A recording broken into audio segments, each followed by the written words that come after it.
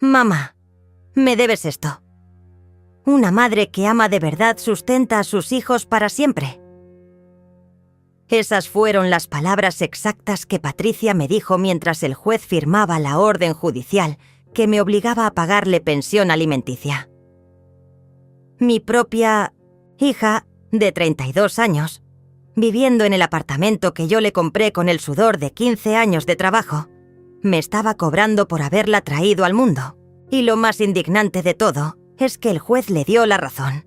Me senté ahí, en esa sala fría del juzgado, viendo cómo Patricia abrazaba a su abogada Elena, mientras yo me convertía oficialmente en la madre que debía pagar por el privilegio de haber sacrificado mi vida entera por una hija malagradecida. Pero déjame contarte cómo llegamos hasta aquí, porque esta historia no comenzó en los tribunales. Comenzó 6 meses atrás, en mi cocina, con el aroma del café matutino mezclándose con la luz dorada que entraba por la ventana que da al patio. Era un domingo tranquilo, uno de esos domingos que ahora extraño tanto. Había preparado el desayuno especial que a Patricia siempre le gustaba cuando era niña. Huevos revueltos, pan tostado con mantequilla y mermelada de fresa casera. La mesa estaba puesta con el mantel amarillo que heredé de mi madre, ese que tiene pequeñas flores bordadas en las esquinas. Patricia llegó puntual, como siempre. Recuerdo que llevaba puesto un vestido azul marino que le quedaba perfecto y traía ese perfume caro que yo nunca podría permitirme. Sus zapatos hacían un sonido elegante contra el piso de cerámica mientras caminaba hacia la mesa. «Mamá, qué rico huele todo», me dijo con esa sonrisa que ahora sé que ya estaba planeando algo. Debí haber notado la forma en que sus ojos recorrían cada rincón de mi casa, como si estuviera calculando el valor de cada objeto, cada mueble, cada recuerdo. Nos sentamos a desayunar y la conversación fluyó como siempre. Me contó sobre su trabajo en la oficina de contabilidad, sobre su novio Armando y sus planes de futuro. «Mamá», me dijo mientras cortaba el pan, «he estado pensando mucho en todo lo que has hecho por mí. El apartamento, los estudios, todo». Sus palabras sonaban sinceras, cargadas de esa gratitud que una madre siempre espera escuchar de sus hijos. «Eres la mejor madre del mundo», añadió. Y yo sentí ese calor en el pecho que solo una madre conoce cuando su hija la reconoce. Pero había algo en el ambiente, algo que no podía identificar. Tal vez era la forma en que Patricia tocaba constantemente su teléfono, o cómo sus ojos se desviaban hacia la ventana cada vez que yo hablaba sobre mis planes de jubilación. «Mamá», me interrumpió de repente. «¿Has pensado en hacer testamento?». La pregunta me cayó como agua fría. No era algo que esperara escuchar en un desayuno dominical relajado. «¿Por qué me preguntas eso, mija?», le respondí, tratando de mantener el tono casual. «Es que una nunca sabe, y quiero asegurarme de que todo esté en orden». Esa conversación se quedó conmigo durante días. No podía quitarme de la cabeza la sensación de que algo había cambiado en Patricia, algo sutil pero persistente. Era como si de repente hubiera comenzado a verme diferente, no como su madre, sino como... ¿Qué?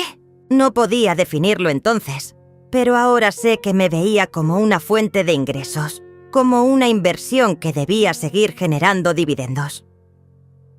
Las siguientes semanas fueron extrañas.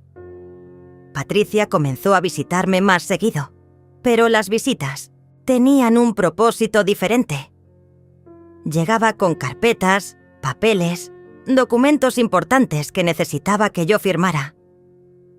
«Es para tu seguridad, mamá», me decía mientras señalaba líneas punteadas que yo debía firmar sin entender completamente. Había papeles del banco, formularios de seguros, documentos que según ella eran actualizaciones necesarias de mis cuentas. Yo confiaba en ella completamente. Después de todo, era contadora. Sabía de números y papeles mejor que yo. Una tarde, mientras organizaba mis documentos en el escritorio que había sido de mi esposo, encontré una carta que no recordaba haber visto antes. Era del banco, algo sobre cambios en mi cuenta corriente. Llamé para preguntar y la señorita del otro lado de la línea me explicó que mi hija, Patricia, había sido agregada como autorizada en mi cuenta, con acceso completo a mis movimientos bancarios. Pero, señora Teresa, me dijo la empleada, usted firmó la autorización el mes pasado. Colgué el teléfono con las manos temblorosas. No recordaba haber firmado nada de eso, pero ahí estaba, mi firma en el documento que Patricia me había presentado como un formulario de actualización de datos. Fue entonces cuando comencé a notar otros detalles. Patricia sabía exactamente cuánto dinero tenía en mi cuenta de ahorros. Conocía el monto exacto de mi pensión. Incluso sabía sobre la pequeña inversión que había hecho años atrás con el dinero del seguro de vida de mi esposo. ¿Cómo sabía todo eso si yo nunca se lo había contado? La respuesta era simple. Tenía acceso completo a toda mi información financiera.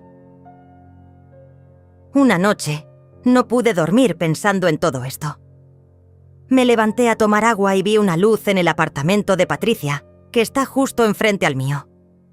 Las cortinas estaban abiertas y pude ver que estaba despierta, sentada frente a su computadora con varios papeles esparcidos sobre la mesa.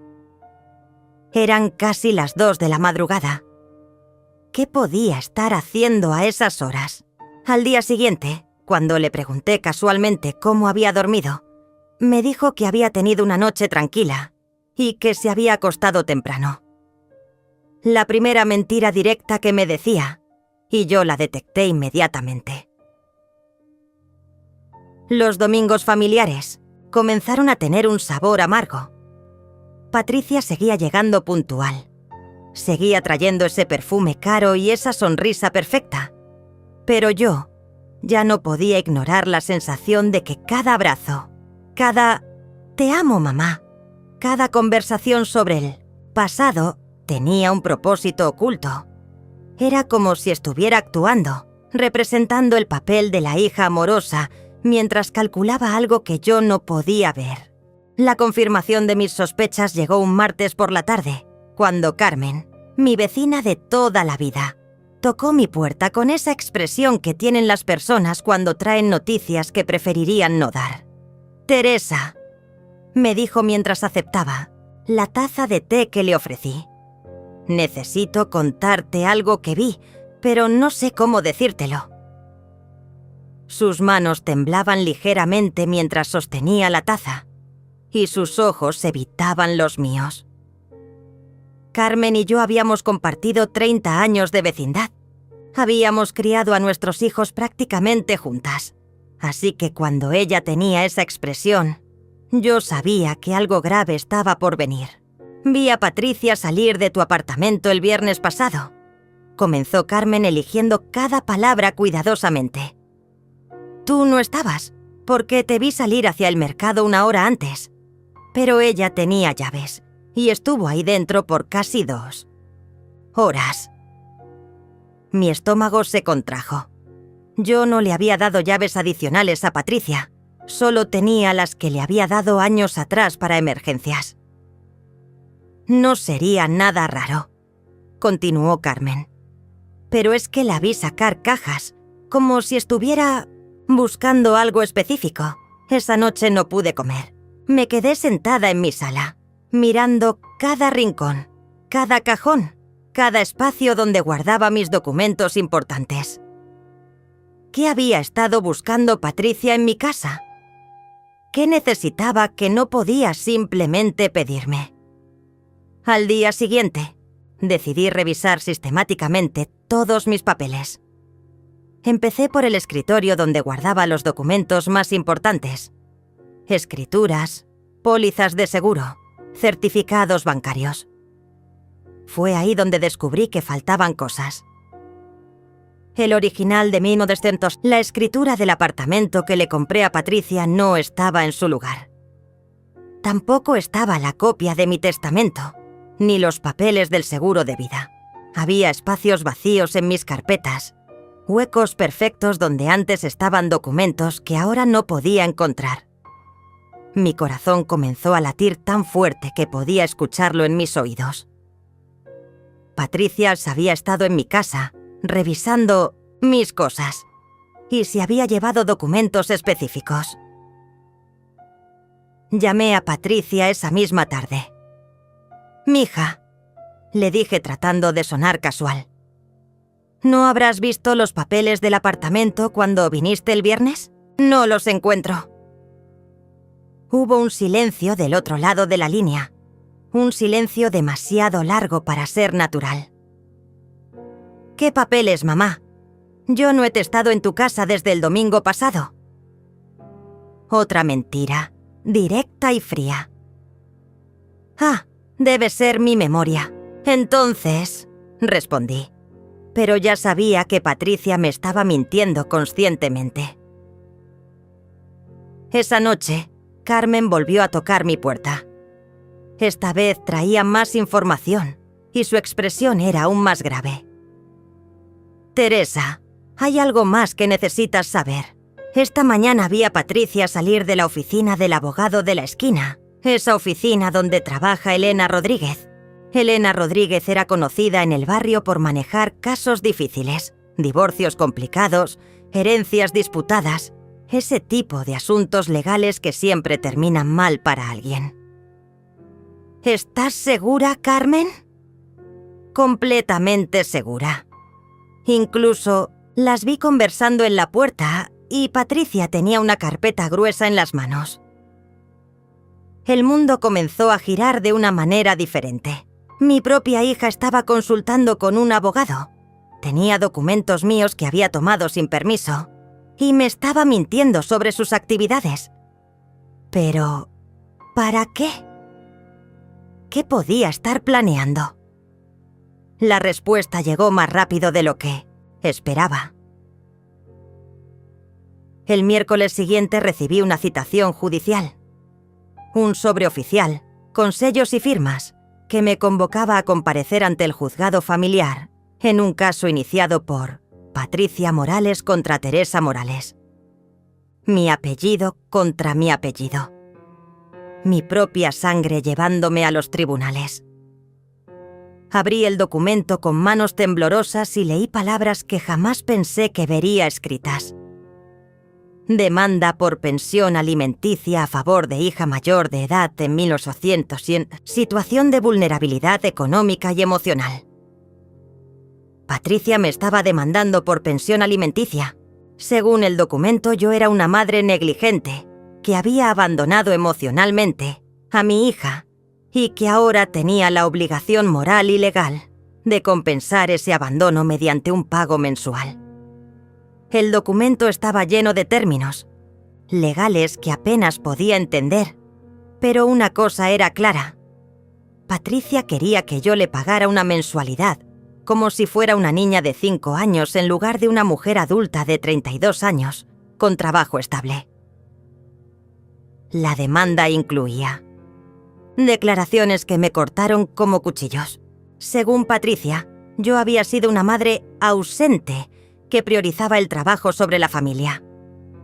Decía que había crecido sin apoyo emocional adecuado, que su desarrollo personal se había visto afectado por mi negligencia maternal y que ahora necesitaba compensación económica para sanar el daño psicológico que yo le había causado. Cada palabra era una puñalada, porque yo recordaba perfectamente todos los sacrificios que había hecho por ella. Las noches trabajando horas extras para pagarle la universidad, los domingos que pasé cocinando sus comidas favoritas en lugar de descansar, los años que ahorré peso por peso para comprarle ese apartamento. Pero lo más impactante de todo era que el documento incluía como evidencia copias de mis estados bancarios, mi declaración de ingresos y detalles específicos sobre mi situación financiera que solo alguien con acceso completo a mi información podría haber obtenido. Patricia había usado toda la información que había recopilado durante meses para construir un caso en mi contra. Llamé a un abogado esa misma tarde, Mauricio Herrera, un hombre mayor que había manejado algunos asuntos legales de mi esposo años atrás. Me recibió en su oficina con expresión seria. «Teresa», me dijo después de revisar la demanda. «Esto es muy inusual. Los casos de pensión alimenticia para hijos adultos son extremadamente raros y requieren circunstancias muy específicas». Le conté toda la historia. El apartamento que Obetirsi le había comprado, los documentos desaparecidos, las mentiras, las visitas secretas a mi casa. «Hay algo que no me cuadra en este caso», me dijo Mauricio mientras revisaba los papeles. «La abogada de tu hija está pidiendo una cantidad mensual muy específica, basada en tus ingresos exactos. Eso significa que tienen información financiera muy detallada sobre ti». «¿Cómo la obtuvieron?». Le expliqué sobre los papeles que Patricia me había hecho firmar, sobre su acceso a mi cuenta bancaria, sobre los documentos que habían desaparecido de mi casa. Mauricio frunció el ceño. «Teresa, esto podría ser más complicado de lo que pensamos. Si tu hija tiene acceso a tu información financiera y ha estado tomando documentos de tu casa sin tu conocimiento, podríamos estar hablando de algo más serio que una simple demanda por pensión». Sus palabras me dieron escalofríos. «¿Qué? ¿Quieres decir?». «Quiero decir que tal vez esto no se trata solo de dinero mensual. Tal vez se trata de algo mucho más grande». Esa noche no pude dormir. Me quedé despierta pensando en todos los detalles que ahora cobraban sentido. Las preguntas sobre mi testamento, el acceso a mi cuenta bancaria, los documentos desaparecidos, las visitas secretas a mi casa. Patricia no estaba simplemente pidiendo dinero mensual. Estaba construyendo algo, un plan más amplio, y yo había sido demasiado ingenua para verlo hasta ahora.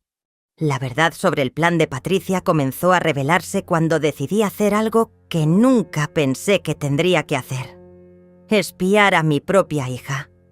Era un sábado por la mañana cuando me senté junto a la ventana de mi sala con una taza de 100 café que se fue enfriando mientras observaba el apartamento que le había comprado.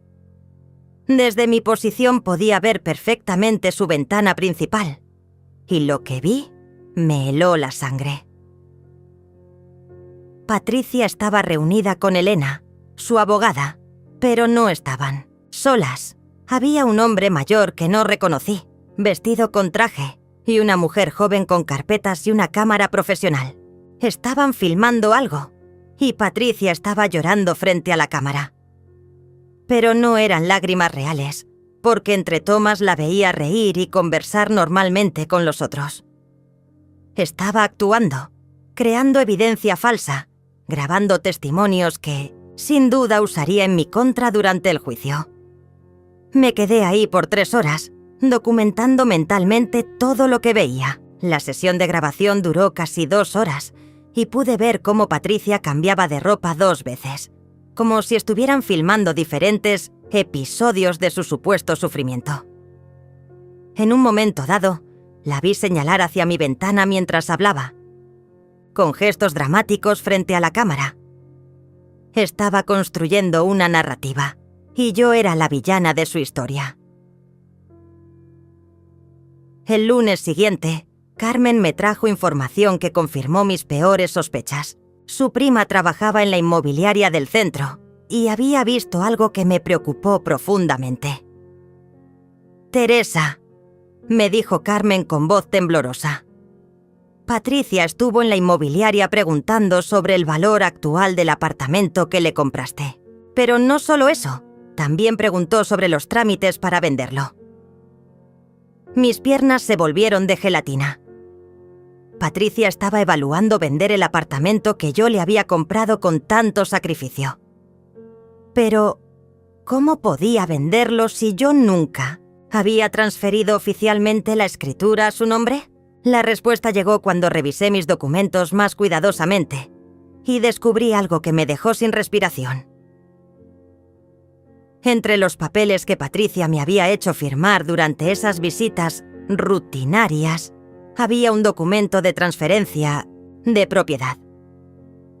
Yo recordaba vagamente haber firmado algo que ella describió como actualización de la póliza de seguro del apartamento, pero ahora veía claramente que era una cesión de derechos de propiedad. Mi propia hija me había engañado para que le transfiriera legalmente el apartamento, y ahora planeaba venderlo mientras me demandaba por pensión alimenticia. El plan era diabólico en su simplicidad: obtener el apartamento gratis, venderlo por una suma considerable y además conseguir que yo le pagara mensualmente por el resto de mi vida. Patricia había convertido el amor de una madre en un negocio, y yo había sido lo suficientemente ingenua para firmar mi propia trampa. Pero había más. Durante mi siguiente conversación con Mauricio, descubrimos otra capa del engaño.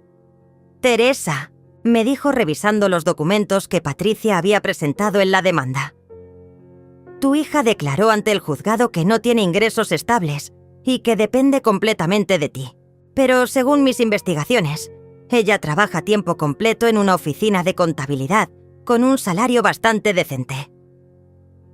Mauricio había contratado un investigador privado para verificar las declaraciones de Patricia, y los resultados eran devastadores para su caso. No solo tenía un trabajo estable, sino que también tenía ahorros considerables en una cuenta que había abierto recientemente. Además, vivía con su novio Armando, quien también contribuía a los gastos del hogar. Patricia había mentido completamente sobre su situación financiera para conseguir la pensión. «Hay algo más, Teresa», continuó Mauricio. «El investigador descubrió que tu hija ha estado publicando en redes sociales fotos de vacaciones caras, restaurantes elegantes y compras de lujo. Esto contradice completamente su declaración de vulnerabilidad económica». Me mostró las capturas de pantalla. Patricia en playas paradisíacas, cenando en restaurantes que yo nunca podría costear, usando ropa y accesorios que valían más que mi pensión mensual. Pero lo más revelador llegó cuando el investigador logró acceder a conversaciones que Patricia había tenido con amigas en redes sociales. En esos mensajes, ella se burlaba abiertamente de mí, diciendo cosas como: «Mi vieja es tan ingenua que firmó todo lo que le puse enfrente. Y después de años manteniéndome, ahora va a tener que pagarme oficialmente hasta que se muera». De las conversaciones era particularmente cruel. Patricia le escribía a una amiga: «Mi madre trabajó como esclava toda su vida para darme todo, y ahora yo voy a vivir cómodamente de esa misma culpa. Los padres existen para servir a los hijos, y si no lo entienden por las buenas, que lo entiendan por las malas». Leer esas palabras fue como recibir una bofetada de la realidad más fría. Elena, la abogada de Patricia, había construido el caso basándose en un concepto legal llamado responsabilidad parental extendida, argumentando que yo tenía la obligación de compensar a Patricia por un supuesto abandono emocional durante su infancia. Habían presentado testimonios de expertos en psicología que nunca me habían evaluado, pero que describían el daño psicológico que yo supuestamente le había causado a mi hija por trabajar largas horas para mantenerla. La estrategia era brillante y malvada al mismo tiempo. Usaban mi amor y sacrificio como evidencia de mi culpa. Según su versión, yo había trabajado tanto para darle todo lo que necesitaba que la había abandonado emocionalmente y ahora debía pagar por ese supuesto abandono. Era una lógica retorcida que convertía cada sacrificio que había hecho por ella en una razón para castigarme. Mauricio me explicó que este tipo de casos eran extremadamente raros, pero que algunos jueces, especialmente aquellos con tendencias más progresivas en temas familiares, podían ser convencidos si la presentación era suficientemente convincente. El problema, Teresa, es que tu hija y su abogada Han preparado esto meticulosamente. Tienen videos, declaraciones, informes psicológicos fabricados y una narrativa muy convincente sobre una madre trabajadora que supuestamente descuidó las necesidades emocionales de su hija. Durante los días previos al juicio, Patricia intensificó su actuación. Comenzó a visitarme más frecuentemente, pero ahora sus visitas tenían un propósito diferente. Llegaba con una grabadora oculta, tratando de provocar conversaciones que pudiera usar como evidencia. Me hacía preguntas cargadas como: «Mamá, ¿tú crees que fui una carga para ti cuando era niña? ¿O te arrepientes de haber tenido que trabajar tanto por mi culpa?». Al principio no entendía por qué sus preguntas habían cambiado tanto, pero cuando Mauricio me explicó las tácticas legales que estaban usando, todo cobró sentido. Patricia estaba tratando de conseguir que yo dijera algo, cualquier cosa que pudiera interpretarse como admisión de culpa o negligencia. Era una trampa emocional disfrazada de conversación familiar. La noche antes del juicio, no pude dormir. Me quedé despierta pensando en la niña que había criado, en todos los momentos tiernos que habíamos compartido, en las noches que la había cuidado cuando estaba enferma, en las veces que había sacrificado mis propias necesidades para satisfacer las suyas. ¿Cómo había llegado hasta aquí? ¿Cómo había criado a alguien capaz de convertir el amor maternal en un arma legal? El día del juicio llegó con una lluvia persistente que golpeaba las ventanas del juzgado como lágrimas furiosas. Me senté en la sala fría, mirando a Patricia del otro lado del pasillo, y por primera vez en mi vida no reconocí a la persona que había criado. Llevaba un vestido negro modesto, muy diferente a la ropa cara que usaba en sus redes sociales, y había cambiado su maquillaje habitual por una apariencia más vulnerable. Incluso su postura era diferente. Hombros caídos, manos entrelazadas, mirada baja. Era una actuación perfecta para el juez. Elena se levantó primero para presentar el caso de Patricia. Su voz era firme y convincente mientras describía a una joven traumatizada por el abandono emocional de una madre obsesionada con el trabajo. Según su versión, yo había sido una madre ausente que había priorizado mis obligaciones laborales sobre las necesidades emocionales de mi hija, causándole un daño psicológico que ahora requería compensación económica. «Su señoría», decía Elena con dramatismo calculado. Patricia Morales creció prácticamente sola. Su madre, aunque físicamente presente en la casa, estaba emocionalmente ausente. Trabajaba largas horas, llegaba cansada y nunca tuvo tiempo para las necesidades emocionales básicas de una niña en crecimiento. Cada palabra era una puñalada, porque sabía que estaba tergiversando completamente la realidad de nuestra relación. Luego presentaron el video que Patricia había grabado en su apartamento. En la pantalla del juzgado, mi hija aparecía llorando, mientras relataba una infancia que yo no reconocía.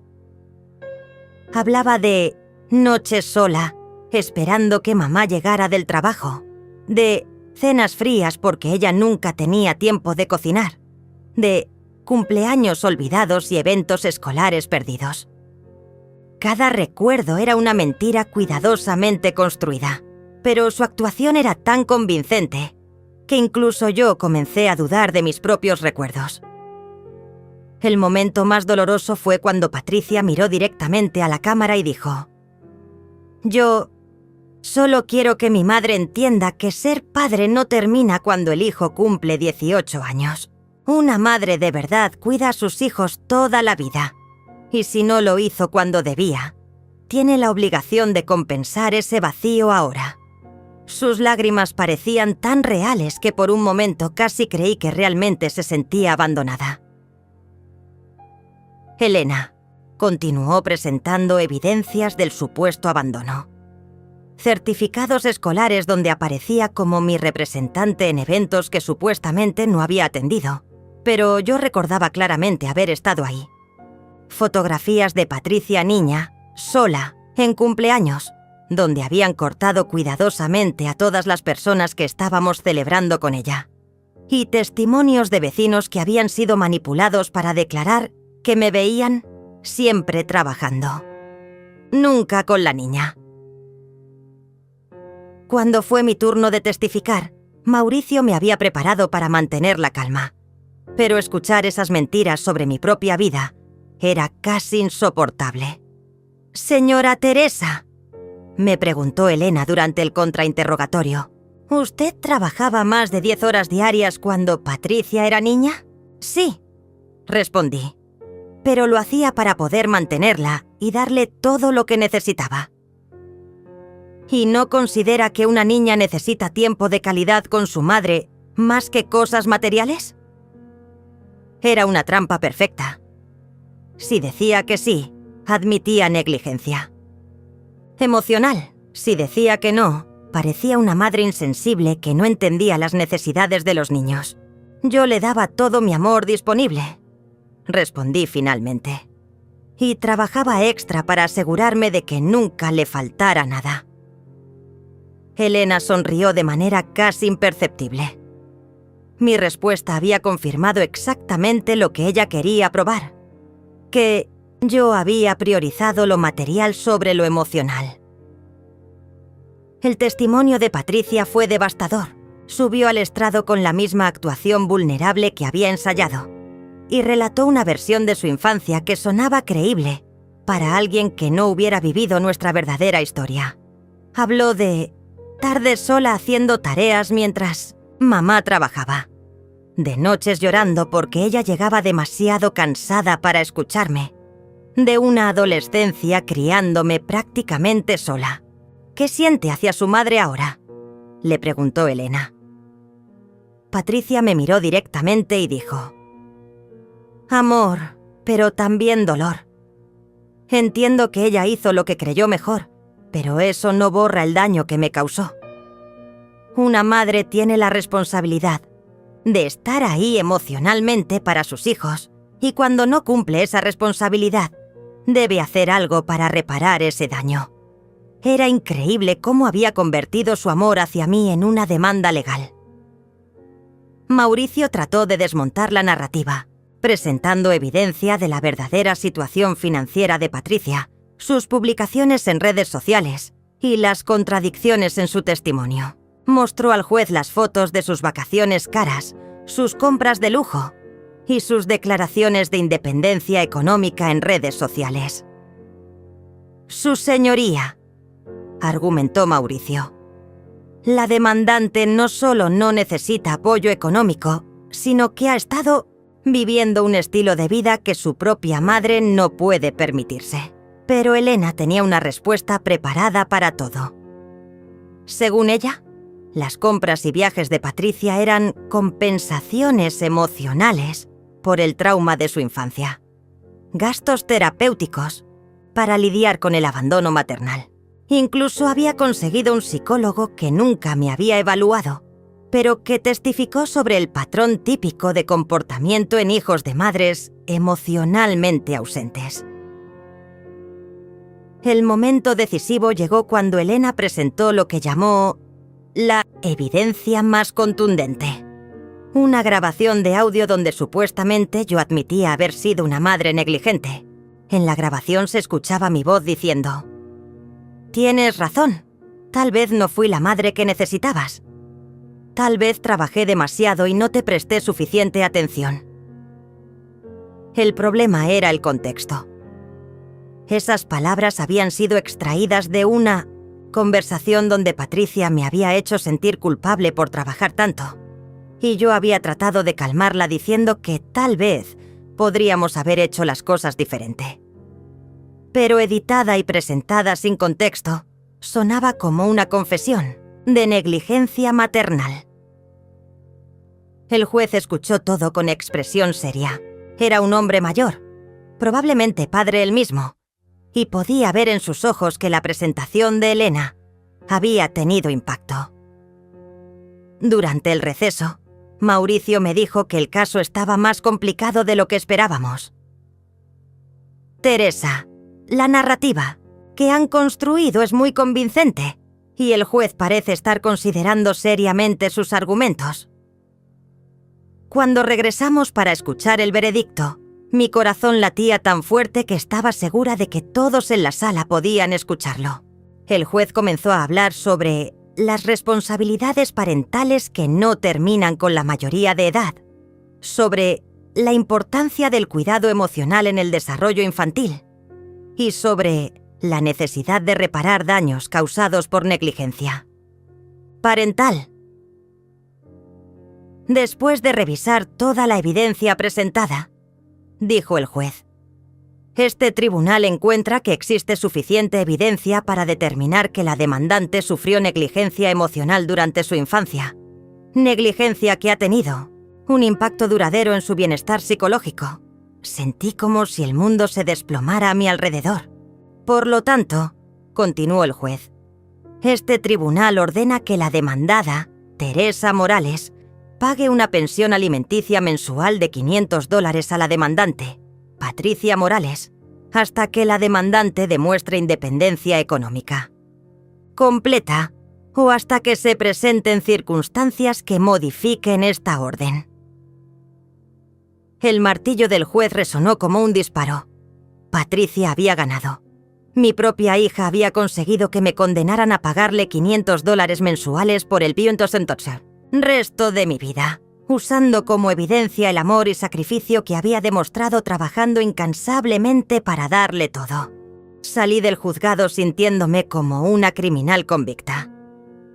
Patricia me siguió hasta la calle y por un momento pensé que tal vez vendría a disculparse, a explicarme que todo había sido un malentendido terrible. Pero cuando me alcanzó, sus primeras palabras fueron: «Mamá, espero que ahora entiendas que una madre siempre debe cuidar a sus hijos. Este dinero no es un castigo, es justicia». Su sonrisa era la misma de cuando era niña y conseguía lo que quería, pero ahora tenía un filo que me cortaba el alma. «Patricia», le dije con voz quebrada, «¿cómo pudiste hacerme esto? Yo trabajé toda mi vida para darte todo lo que necesitabas». Ella suspiró como si fuera una niña explicándole algo obvio a un adulto lento. «Mamá, darme cosas no es lo mismo que darme atención. Tú me compraste un apartamento, sí, pero nunca me diste tu tiempo. Ahora vas a compensar esos años perdidos, pagándome por el resto de tu vida. Es lo justo». Durante las siguientes semanas, Patricia se comportó como si nada hubiera cambiado entre nosotras. Seguía visitándome los domingos, seguía trayendo ese perfume caro y esa sonrisa falsa. Pero ahora había una diferencia. Cada conversación incluía referencias sutiles al dinero que debía pagarle. «Mamá, recuerda que el pago es el día, 15 de cada mes», me decía mientras comía el almuerzo que yo había preparado. «Oh, espero que no olvides que ahora tienes una responsabilidad financiera conmigo». Lo más doloroso era ver cómo había convertido nuestra relación en una transacción comercial. Ya no era su madre, era su fuente de ingresos obligatoria. Cuando llegaba a visitarme, revisaba discretamente mis cosas, como si estuviera calculando mi capacidad de pago para el mes siguiente. Un día la sorprendí mirando las facturas que tenía sobre la mesa de la cocina. «Solo quiero asegurarme de que estés administrando bien tu dinero, mamá», me dijo sin el menor atisbo de vergüenza. Carmen fue mi única fuente de apoyo durante esos días oscuros. «Teresa», me decía mientras tomábamos té en su cocina, «lo que te está haciendo Patricia no es normal. Ningún hijo debería tratar así a su madre». Pero incluso Carmen, con toda su buena intención, no podía entender completamente lo que se sentía ser demandada y condenada por tu propia hija. Una tarde, mientras organizaba mis finanzas para calcular cómo podría pagar los $500 mensuales sin quedarme sin dinero para mis propios gastos, encontré algo que me llamó la atención. Entre mis papeles bancarios había un estado de cuenta que no recordaba haber solicitado. Era de una cuenta que aparentemente estaba a mi nombre, pero que tenía movimientos que yo no reconocía. Llamé al banco inmediatamente. La empleada que me atendió me explicó que esa cuenta había sido abierta 3 meses atrás, con mi firma y mi documentación, pero con Patricia como beneficiaria autorizada. «Señora Teresa», me dijo la empleada revisando los registros, «esta cuenta tiene transferencias automáticas programadas desde su cuenta principal. Cada mes se transfieren $500 a una cuenta externa». Mi sangre se heló. Patricia no había esperado a que empezara a pagarle la pensión ordenada por el juez.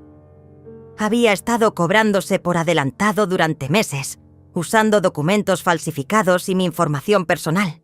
La cuenta externa a la que se transfería el dinero era una cuenta a nombre de Armando, su novio, pero que claramente estaba siendo manejada por Patricia. Esa noche no pude dormir. No solo me habían condenado a pagar una pensión injusta, sino que Patricia había estado robándome durante meses antes del juicio. Había usado mi firma falsificada para crear una cuenta bancaria fraudulenta y programar transferencias automáticas que yo desconocía. Era un nivel de traición que iba más allá de cualquier cosa que hubiera imaginado posible. Al día siguiente confronté a Patricia directamente. Llegué a su apartamento, el apartamento que yo le había comprado, con los estados de cuenta en 1800 la mano. «Patricia», le dije mostrándole los papeles, «necesitas explicarme qué es esta cuenta y por qué se está transfiriendo dinero de mi cuenta bancaria sin mi autorización». Su reacción fue lo que más me impactó. No se mostró sorprendida, ni culpable. Se mostró molesta porque había descubierto su esquema. «Mamá», me dijo con esa misma sonrisa fría, «el juez ordenó que me pagaras $500 mensuales. Yo solo me aseguré de que no se te olvidara cumplir con tu obligación». Le expliqué que las transferencias habían comenzado antes del juicio, pero ella tenía una respuesta para todo. «Era un adelanto, mamá. Yo sabía que ibas a tener que pagarme de todas formas, así que simplifiqué el proceso». Fue en ese momento cuando finalmente entendí que Patricia no se había convertido en una persona diferente después del juicio. Siempre había sido así. Había estado planeando esto durante años, tal vez desde el momento en que le compré el apartamento. Todo había sido calculado.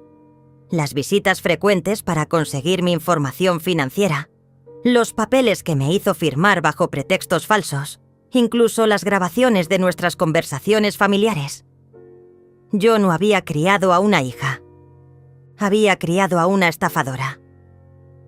«Patricia», le dije con una calma que me sorprendió a mí misma, «esto se acabó. Voy a cancelar esas transferencias automáticas y voy a reportar esta cuenta fraudulenta al banco». Ella se rió, una risa fría que nunca había escuchado antes. «Mamá, puedes cancelar lo que quieras, pero el juez ya ordenó que me pagues. Si no lo haces voluntariamente, haré que te embarguen tu pensión». Era cierto. Aunque cancelara las transferencias fraudulentas, seguía legalmente obligada a pagarle la pensión ordenada por el juez. Patricia te había construido un sistema perfecto. Si pagaba voluntariamente, ella cobraba sin problemas. Si me resistía, podía usar el poder judicial para embargar mis ingresos. En cualquier caso, ella ganaba. Esa noche, sentada en mi sala vacía, mirando las fotos familiares que ahora me parecían burlas crueles del pasado, tomé una decisión que cambiaría todo. No iba a seguir siendo víctima de mi propia hija. No, iba a permitir que convirtiera el resto de mi vida en un infierno financiero y emocional. Patricia había jugado su juego perfectamente, pero había cometido un error. había subestimado a la mujer que la había criado. Llamé a Mauricio esa misma noche. «Mauricio», le dije, «necesito que investigues algo muy específico. Quiero saber exactamente qué documentos firmé, cuándo los firmé, y si Patricia tuvo ayuda legal para falsificar mi firma en algunos de ellos». Su respuesta me dio la primera esperanza que había sentido en semanas. «Teresa, si podemos probar falsificación de documentos o fraude bancario, esto cambia completamente el panorama legal». También le pedí que investigara el apartamento. «Quiero saber si la transferencia de propiedad que supuestamente firmé es legal, y si Patricia tiene derecho real a vender esa propiedad».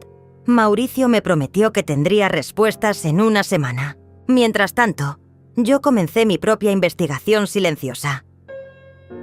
Empecé a documentar todo: las visitas de Patricia, sus comentarios sobre dinero, sus inconsistencias en las historias que contaba. Instalé una grabadora pequeña que Carmen me ayudó a comprar y comencé a grabar nuestras conversaciones. Si Patricia podía usar mis palabras contra mí, yo podía hacer lo mismo con las suyas. La revelación que cambió todo llegó exactamente una semana después, cuando Mauricio me citó en su oficina con una expresión que no había visto antes. Tenía una carpeta gruesa sobre su escritorio y una sonrisa que prometía justicia. «Teresa», me dijo antes de que pudiera sentarme, «tu hija cometió varios delitos graves y tenemos pruebas suficientes para demostrarlo». Abrió la carpeta y comenzó a mostrarme documentos que yo nunca había visto. Primero, la transferencia de propiedad del apartamento. Contraté a un perito en grafología y confirmó que tu firma en ese documento es una falsificación muy hábil, pero falsificación al fin. Patricia nunca tuvo derecho legal a ese apartamento. Mi corazón comenzó a latir más rápido. El apartamento seguía siendo mío. Segundo, continuó Mauricio, las cuentas bancarias fraudulentas. Patricia falsificó tu firma en al menos 6 documentos diferentes para obtener acceso a tu información financiera y crear esas transferencias automáticas. Eso constituye fraude bancario y usurpación de identidad. Cada palabra era como un rayo de luz penetrando la oscuridad en la que había estado viviendo. Pero hay más, Teresa. Mucho más. Mauricio sacó otro conjunto de documentos.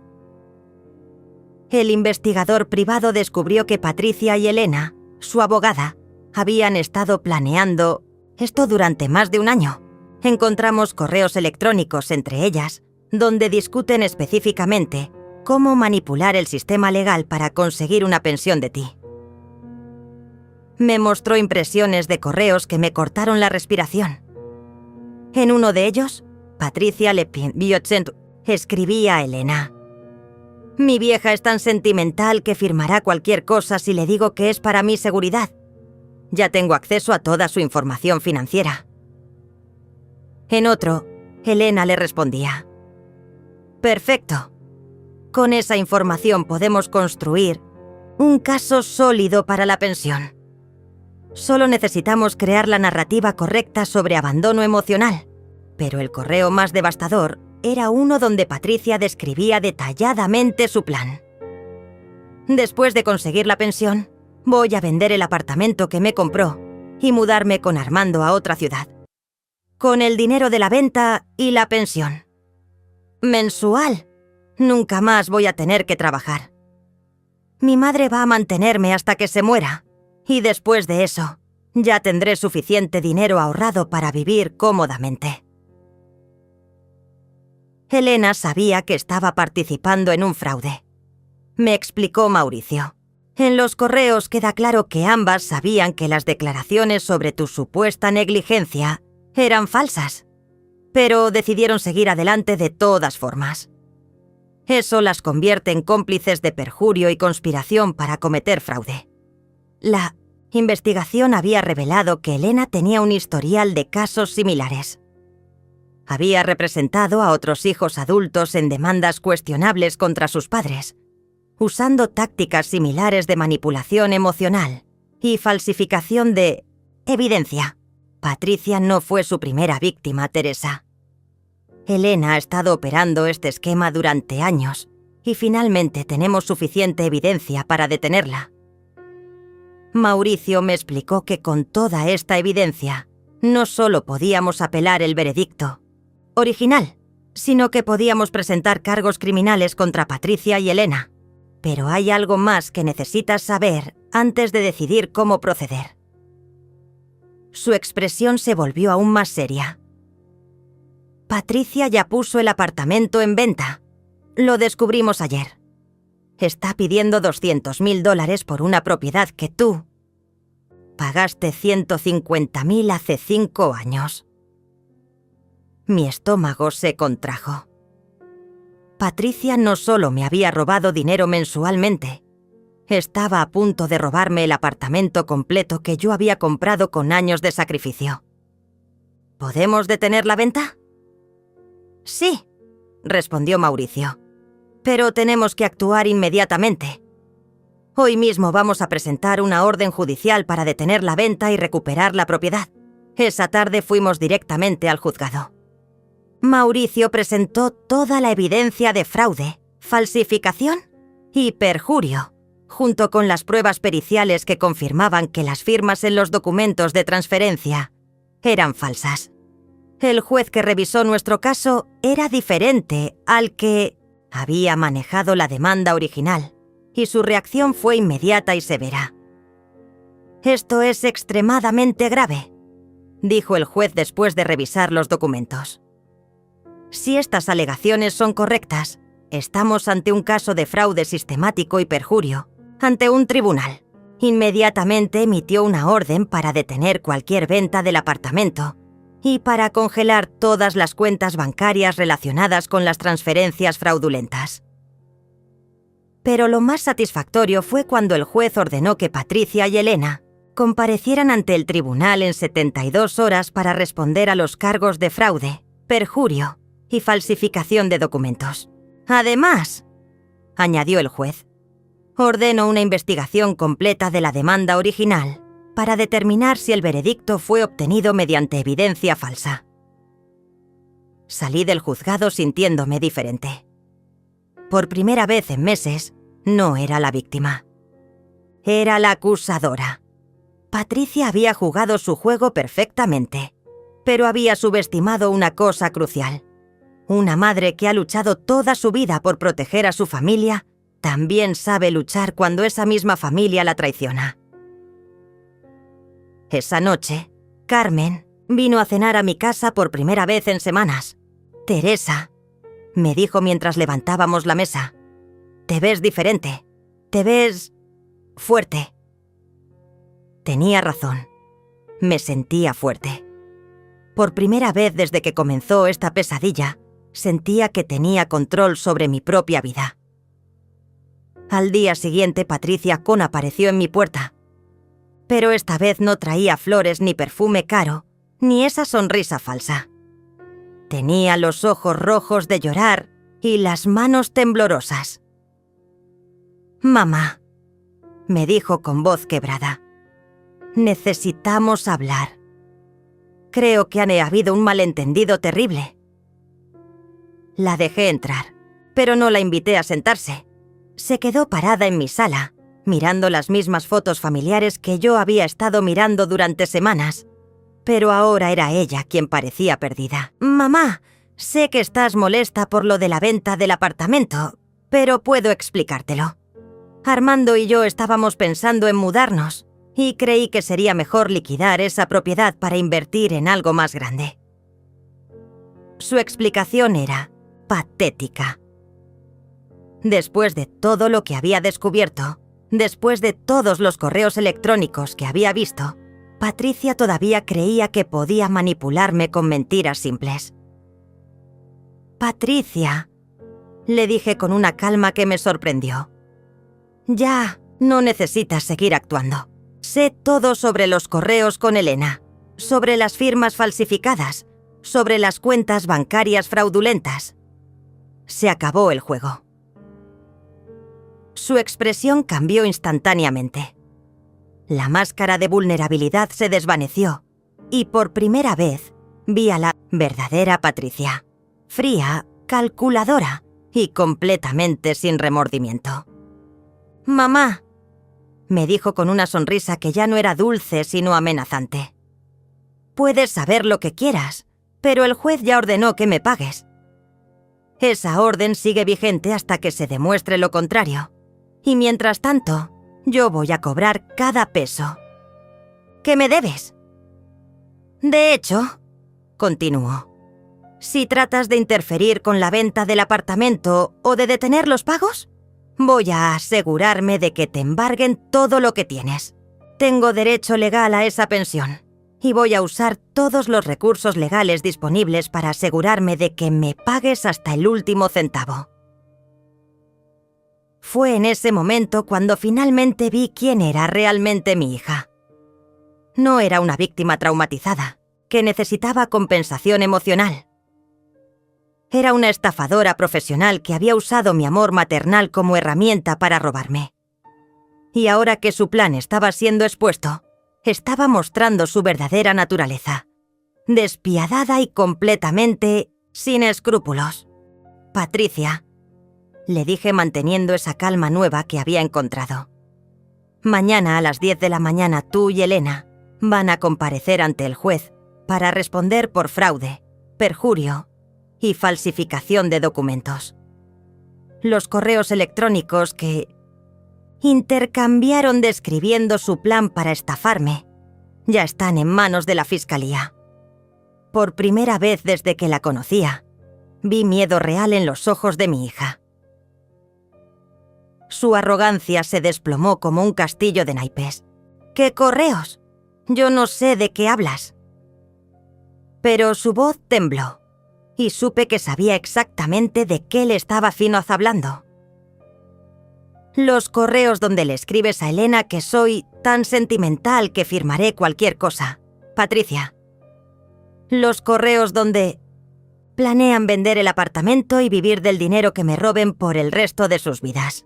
Patricia se sentó pesadamente en mi sofá, el mismo sofá donde habíamos compartido tantos domingos familiares, que ahora sabía que habían sido completamente falsos. «Mamá», me dijo, y por primera vez en meses su voz sonaba como la de la niña que yo recordaba. «Puede que hayamos cometido algunos errores, pero todo lo que hice fue porque realmente me sentía abandonada. El dinero no era lo importante. Era increíble. Incluso enfrentada con evidencia irrefutable de su plan de estafa, Patricia seguía tratando de manipularme emocionalmente. «Patricia», le respondí, «leí el correo donde escribiste que después de vender el apartamento y conseguir la pensión, nunca más ibas a tener que trabajar, porque yo te iba a mantener hasta que muriera. Eso no suena como alguien que se siente abandonada. Suena como alguien que ve a su madre como una máquina de hacer dinero». Fue entonces cuando Patricia mostró su verdadero rostro. Se levantó del sofá con una furia que nunca había visto antes y me gritó: «Tú me debes esto.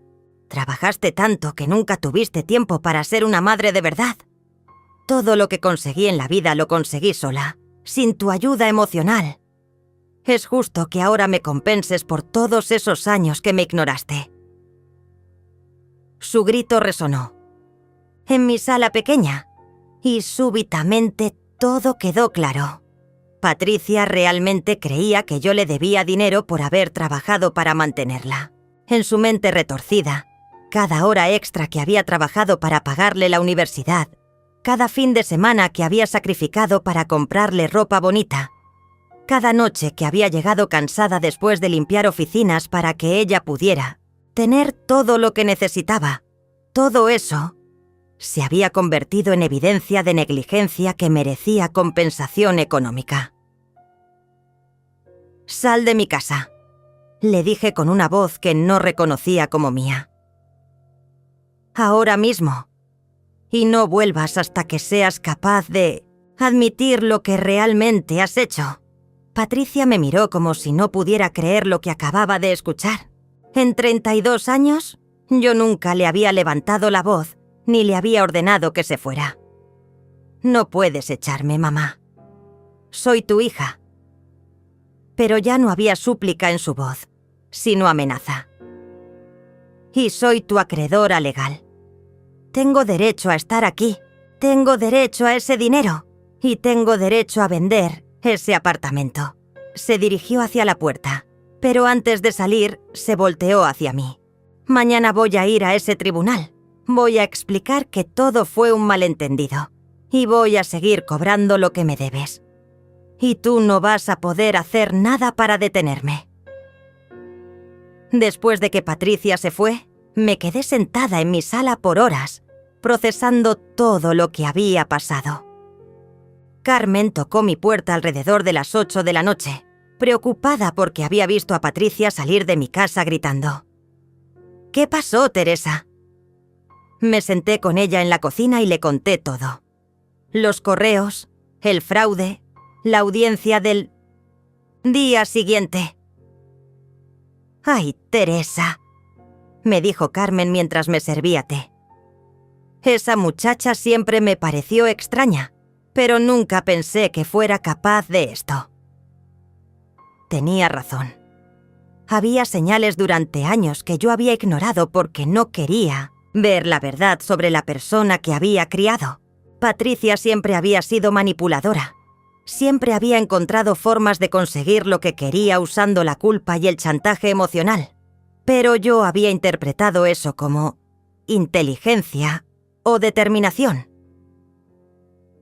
Esa noche marqué el número de mi hermana Elena, que vivía en otra ciudad. No habíamos hablado en meses porque Patricia me había convencido de que Elena estaba celosa de nuestro vínculo especial y que era mejor mantener distancia. «Teresa», me dijo Elena después de 1900, que le conté toda la historia.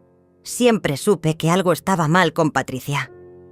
«La última vez que la vi, me preguntó cuánto creía que valía tu casa y si sabía algo sobre tu testamento. Pensé que era curiosidad, pero ahora entiendo que estaba evaluando tus activos». Elena me contó que Patricia también le había hecho preguntas extrañas sobre mis hábitos financieros, mis ingresos y mis planes de jubilación. Incluso me preguntó si sabía cómo conseguir copias de estados bancarios de otra persona, como si fuera una pregunta inocente sobre ayudar a un anciano con su contabilidad. Todo encajaba. Patricia había estado investigando mis finanzas desde 1900 múltiples ángulos, usando incluso a mi propia hermana para conseguir información. El día de la audiencia llegué al juzgado temprano, acompañada por Mauricio. Patricia y Elena llegaron juntas, pero ya no había traces de la confianza arrogante que habían mostrado durante la demanda original. Elena, especialmente, se veía nerviosa y evitaba el contacto visual conmigo. Patricia, por el contrario, mantenía esa máscara de dignidad herida que había perfeccionado durante meses. El juez comenzó la audiencia pidiendo explicaciones sobre los correos electrónicos que habían sido presentados como evidencia. Elena trató de argumentar que los correos habían sido sacados de contexto, que eran discusiones estratégicas normales entre abogado y cliente. Pero el juez no le creyó ni por un segundo. «Licenciada», le dijo el juez con severidad, «en estos correos usted y su cliente discuten específicamente cómo falsificar documentos y crear evidencia falsa. Eso no es estrategia legal, es conspiración para cometer fraude». Elena palideció visiblemente, y por primera vez desde que la conocía, no tenía una respuesta preparada. Cuando fue el turno de Patricia de explicar las firmas falsificadas en 1800, los documentos bancarios, su actuación fue patética. Trató de argumentar que yo le había dado permiso verbal para firmar por mí, que era una práctica común en familias cercanas y que todo había sido un malentendido inocente. pero los peritos ya habían confirmado que las firmas eran falsificaciones deliberadas y expertas, no errores inocentes. El momento decisivo llegó cuando el juez confrontó a Patricia con su propio correo, donde escribía sobre vender el apartamento y nunca más tener que trabajar porque yo la mantendría hasta que muriera. «Señora Morales», le dijo el juez, «¿cómo explica este correo donde describe específicamente su plan para vivir indefinidamente del dinero de su madre?» Patricia se quebró.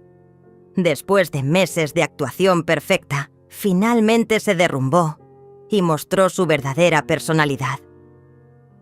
«Ella me debe eso», gritó en medio del tribunal. «Trabajó tanto que nunca fue una madre de verdad. Yo merezco compensación por la infancia que no tuve. Es mi derecho». El juez golpeó su martillo para restaurar el orden, pero Patricia no se detuvo. «Ustedes no entienden lo que es crecer con una madre que solo piensa en trabajar. Ella tiene la obligación de compensarme por todos esos años perdidos. El dinero es lo mínimo que puede hacer para reparar el daño que me causó». Fue un espectáculo devastador. Mi propia hija, gritando en un tribunal que yo le debía dinero por haber trabajado para mantenerla, que merecía ser compensada económicamente por haber tenido una madre trabajadora, en lugar de una madre rica que no necesitara trabajar. El silencio que siguió al arranque de Patricia fue ensordecedor. Hasta los empleados del juzgado habían dejado de moverse. El juez la miró con una expresión que mezclaba incredulidad y disgusto. «Señora Morales», le dijo con voz firme, «sus declaraciones de hoy contradicen completamente el testimonio que presentó en la demanda original. Allí habló de abandono emocional y trauma psicológico. Ahora habla de compensación económica como si fuera un derecho adquirido». Patricia se dio cuenta de que había cometido un error terrible. Trató de retractarse, de volver a su actuación de víctima, pero ya era demasiado tarde. «Su señoría, yo estoy muy alterada emocionalmente. No quise decir...» Pero el juez levantó la mano para silenciarla. «Señora Morales, sus palabras han sido muy claras. Usted considera que trabajar para mantener a un hijo constituye negligencia, que merece compensación económica». El juez revisó los documentos frente a él y declaró: «Basándome en la evidencia de fraude documentario, perjurio deliberado y falsificación de firmas, este tribunal anula inmediatamente la orden de pensión alimenticia emitida anteriormente. Además, ordeno que todos los pagos realizados bajo esa orden fraudulenta sean devueltos íntegramente a la demandante original, señora Teresa Morales». Sentí como si pudiera respirar por primera vez en meses, pero el juez no había terminado.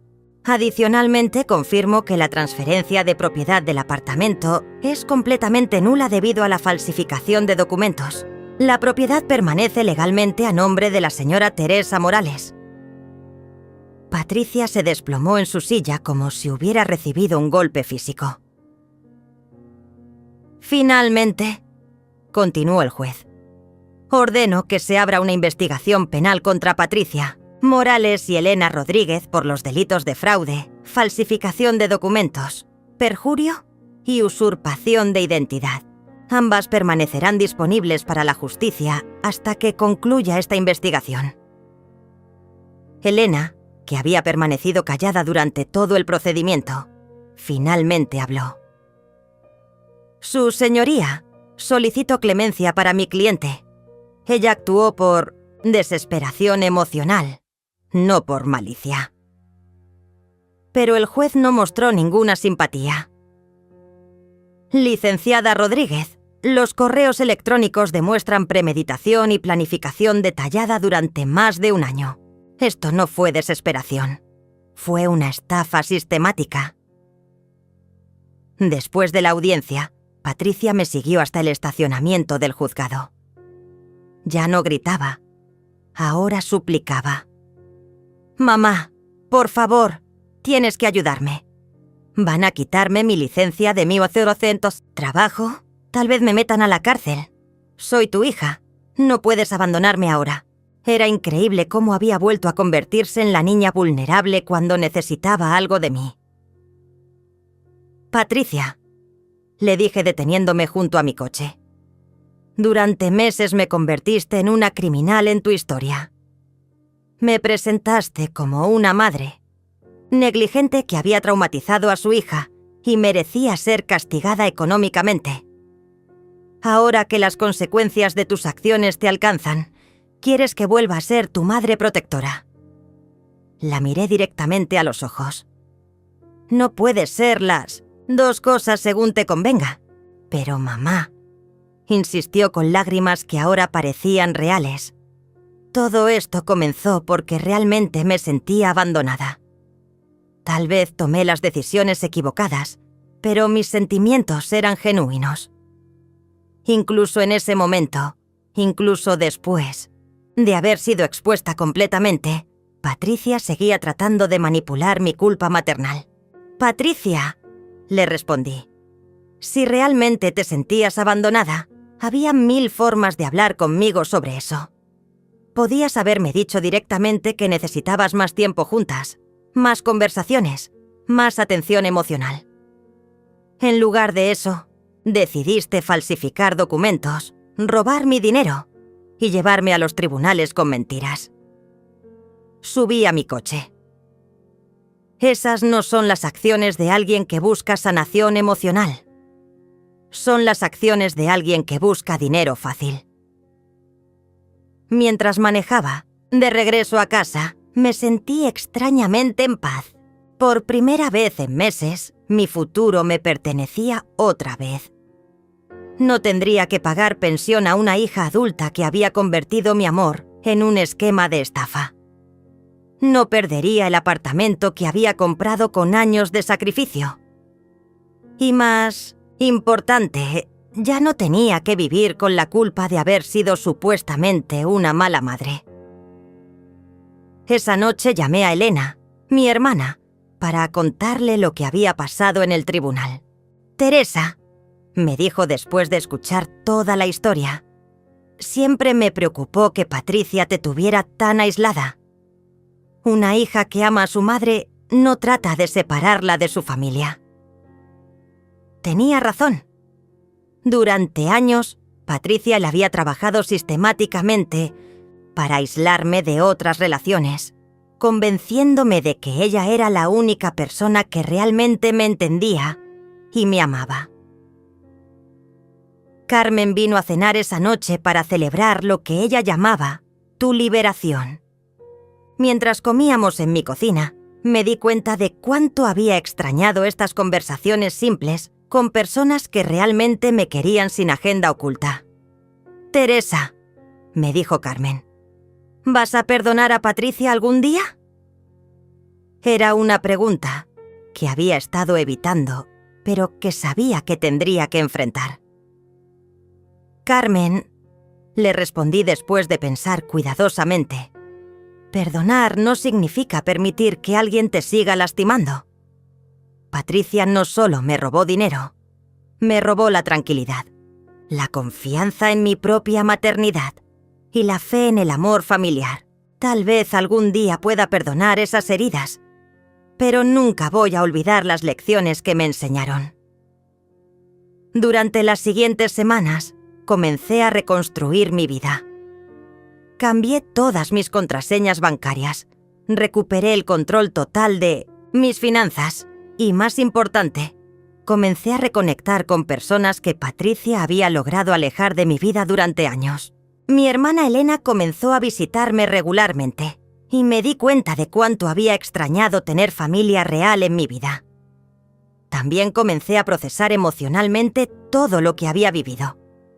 No había sido una mala madre por trabajar para mantener a mi hija. No había sido negligente por sacrificar mi comodidad personal para darle oportunidades que yo nunca tuve. Patricia había tomado mi amor y sacrificio, y los había convertido en armas para atacarme. Pero eso decía todo sobre ella y nada sobre mí. Una tarde, mientras organizaba mis documentos, encontré una foto de Patricia cuando tenía 5 años. Estaba sonriendo en mi regazo después de un día en el parque, y recordé vívidamente ese momento. Había sido un domingo que debería haber estado trabajando, pero decidí tomarme el día libre para estar con ella. Miré esa foto y me pregunté en qué momento esa niña sonriente se había convertido en la mujer que me había traicionado tan sistemáticamente. Tal vez nunca sabría la respuesta a esa pregunta. Tal vez Patricia siempre había sido capaz de este nivel de manipulación y yo simplemente había sido demasiado amorosa para verlo. O tal vez algo había cambiado en ella durante los años. Alguna combinación de resentimiento y codicia que había transformado el amor familiar en oportunismo calculado. 6 meses después del juicio, mi vida había encontrado un ritmo completamente nuevo. Las mañanas ya no comenzaban con ansiedad sobre pagos injustos o visitas manipuladoras. En lugar de eso, despertaba en paz, preparaba mi café lentamente y disfrutaba del silencio que había recuperado. Patricia había sido condenada a 18 meses de prisión suspendida y 5 años de libertad condicional. Elena había perdido su licencia para ejercer la abogacía y enfrentaba sus propios cargos criminales.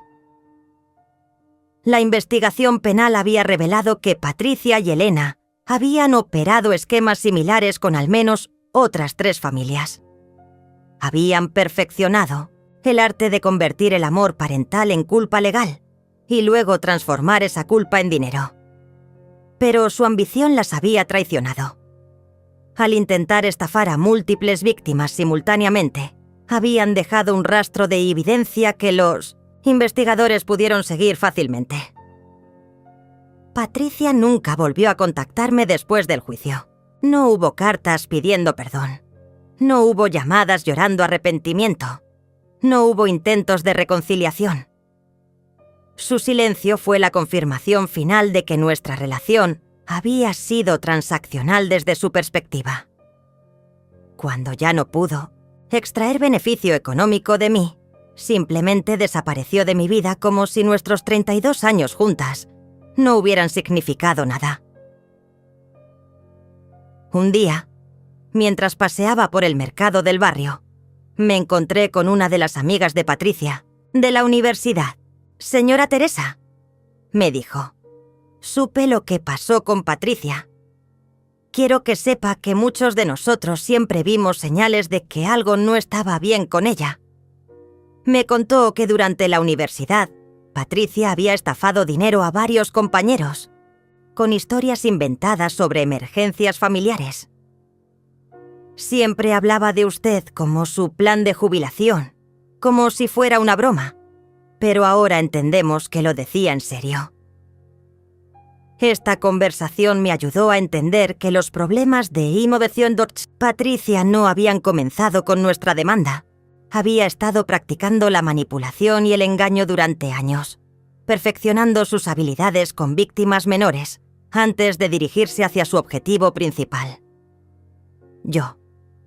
No había sido una decisión impulsiva nacida de sentimientos heridos, sino una estrategia calculada que había estado desarrollando durante décadas.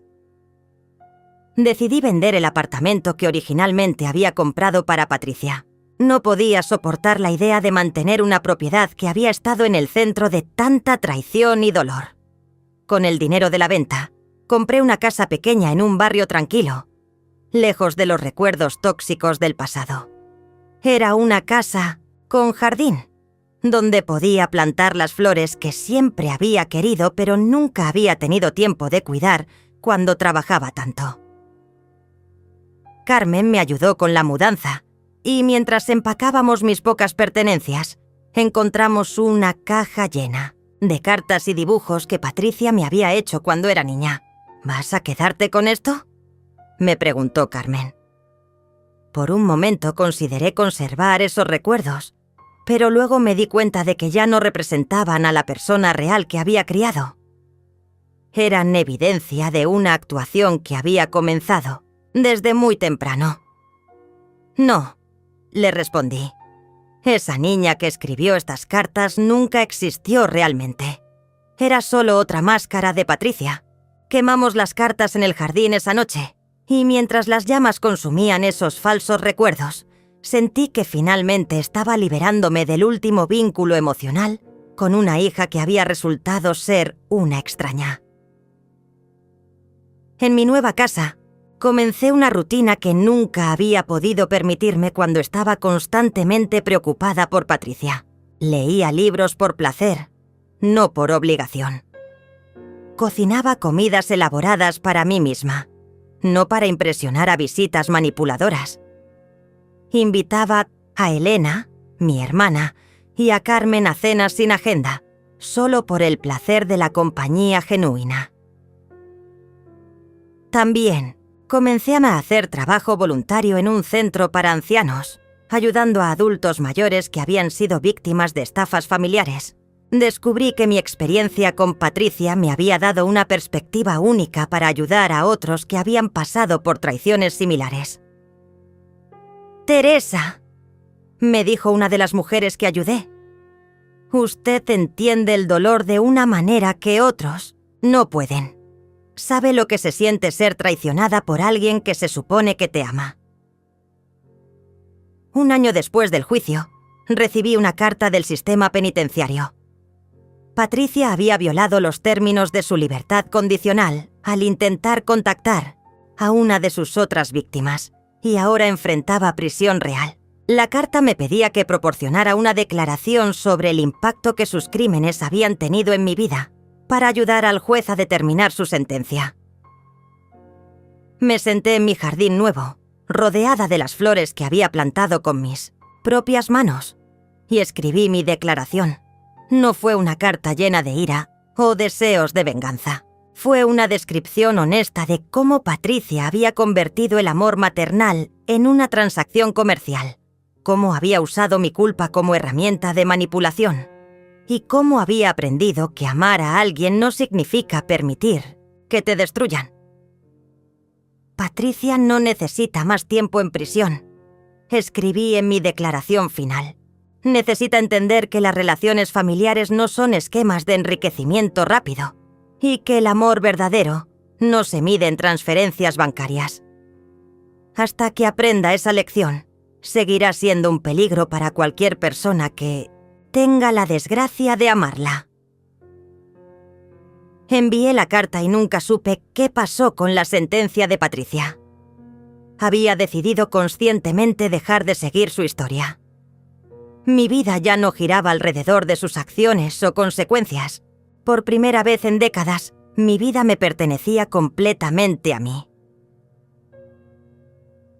En las tardes, cuando riego mis flores y veo el sol ponerse sobre mi jardín pequeño pero hermoso, reflexiono sobre las lecciones que aprendí. Una madre puede amar incondicionalmente, pero eso no significa que deba aceptar abuso incondicional. El sacrificio parental tiene valor, pero ese valor no puede ser convertido en arma por hijos manipuladores. Y más importante, nunca es demasiado tarde para recuperar tu propia vida, incluso cuando sientes que lo has perdido todo. Patricia me enseñó que el amor puede ser falsificado, que la gratitud puede ser actuada y que incluso los vínculos familiares más sagrados pueden ser pervertidos por la codicia. Pero también me enseñó que tengo más fuerza de la que creía, más valor del que pensaba y más derecho a la felicidad del que me había permitido. Ahora, cuando las personas me preguntan por mi hija, simplemente respondo: no tengo hijos. Es una respuesta que inicialmente sorprende, pero que refleja una verdad profunda. La persona que crié durante 32 años resultó ser una extraña que llevaba la máscara de mi África. Cuando esa máscara finalmente se cayó, descubrí que había estado amando a alguien que nunca existió realmente. Mi historia terminó no con reconciliación familiar o perdón dramático, sino con algo mucho más valioso: paz. La paz de una mujer que finalmente entendió que su valor no dependía de ser útil a otros, que su amor no tenía que ser incondicional hasta el punto de la autodestrucción, y que a veces la decisión más amorosa que una madre puede tomar es decir, no más, y caminar hacia su propia vida.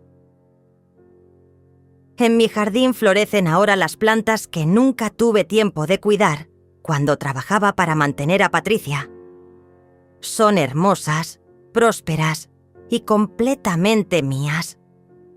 Como mi vida ahora.